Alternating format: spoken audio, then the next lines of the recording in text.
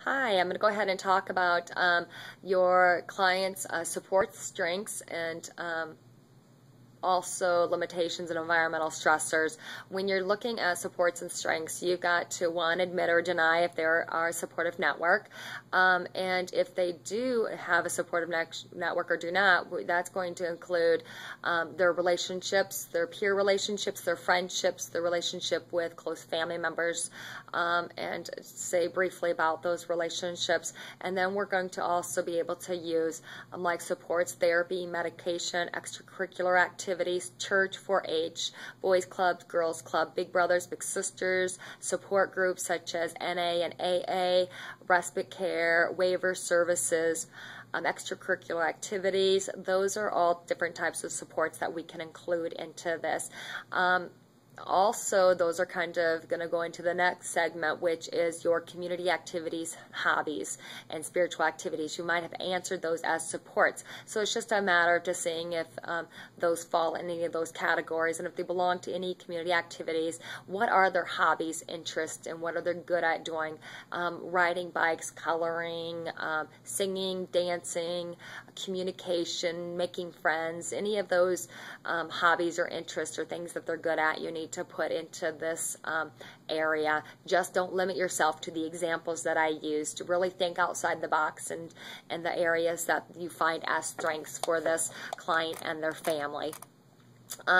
This is going to go along with the client's social activities. Do they appear to be normal, isolate, dominate others, issues with authority, are they shy, alienate?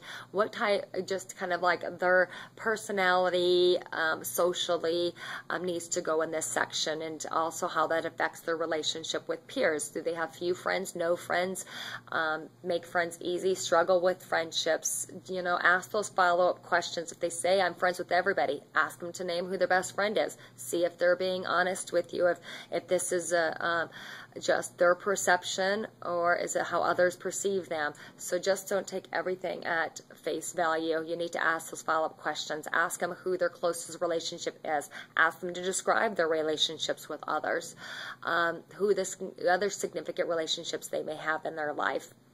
So the relationship with their siblings.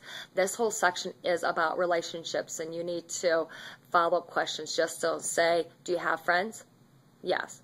Well, no, I want to know about these friends. How many friends? Do they make friends easy? Do they make friends but have difficulty maintaining friendships? Are they make friends because they're stubborn, controlling, bossy, bullying? So make those follow-up questions so we get a clear picture of this client and their relationships. The next section is going to be on academic, it's going to be on environmental stressors and limitations. So what we have here is like the legal system, and if they're on parole, probation, DHS involvement, CPS involvement, all go in this one. I often see that clinicians tend not to put, they'll put no limitations or barriers or environmental stressors, when if they're sitting in your office today, there's some kind of limitation or barrier, or they're usually not there. They're there for a reason. So, and they might not see it, but somebody else might have saw it. So your environmental stressors, your limitations, and your barriers are all pretty much the same thing. It's just a matter of different wording. We're looking at any type of limitations such as poor academic relationships, single-parent household, transportation issues, poverty, no medical care, inconsistent medication, financial burdens, anything that is a barrier to this family, that they live in a rural county and access to traditional therapy is not available, if they have limited English, if they are an IEP, if they're, have significant issues with a parent or a step family, as a blended family, anything that's going to be a limitation for this family or concern that you think that is inhibiting progress, that needs to be noted under these this area as a limitation, barrier, or environmental stressor. Okay? Any questions? Just email me or give me a call. Thanks. Bye.